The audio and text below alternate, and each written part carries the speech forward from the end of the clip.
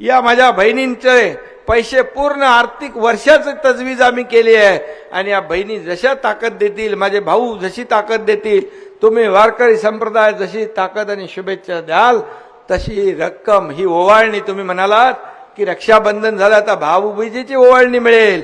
ही ओवाळणी एका महिन्याची नाही, परमनंट कायम स्वरूपी आहे.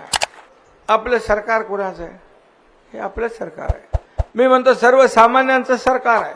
शेतकऱ्याचं आहे, कष्टकऱ्याचं आहे, वारकऱ्याचं आहे, धारकऱ्याचं आहे, माझ्या माता भगिनींचं आहे, ज्येष्ठांचं आहे, सगळ्यांचं सरकार आहे. आणि म्हणून मी आपल्याला सांगू इच्छितो, गेल्या 2 वर्षामध्ये जे आम्ही निर्णय घेतले ते सगळे निर्णय जर आपण पाहिले, 600 निर्णय घेतले, एकापेक्षा जेवढं काय करता येईल. त्यामुळे अनेक निर्णय माझ्या लाडक्या बहीण योजनेखाली दबून गेलेले आहेत.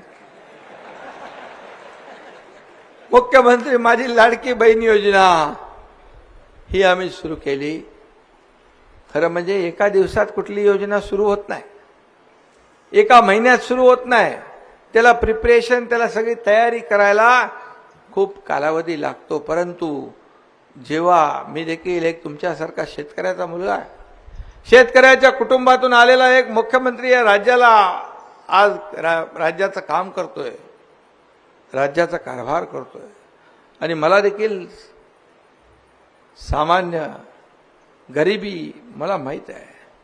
मी त्या काळात देखील माझी आई कशी काटकसर करायची, महिना खरं म्हणजे कसा चालवायचा, दुधाचे पैसे, राशनचे पैसे, शाळेची फी, अमक तमक, सगळ्यात जास्त अर्थव्यवस्था अतिशय चोख बजावणारी ही माझी लाडकी बहीण सगळ्यात हुशार आहे.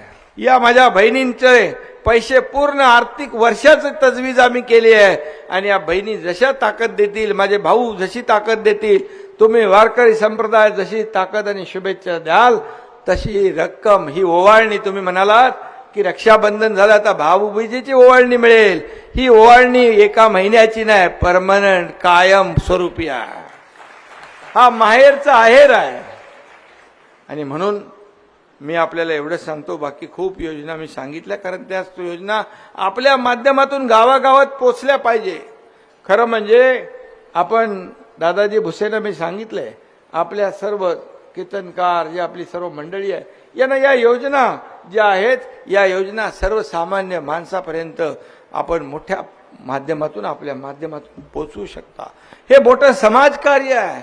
हे समाज प्रबोधन जसं तुम्ही करता तसंच हे समाजकार्य आहे की एक लाभार्थी आहे पण त्याला माहीत नाही माझा लाभ काय आहे. आणि म्हणून अशा अनेक निर्णय आम्ही घेतले.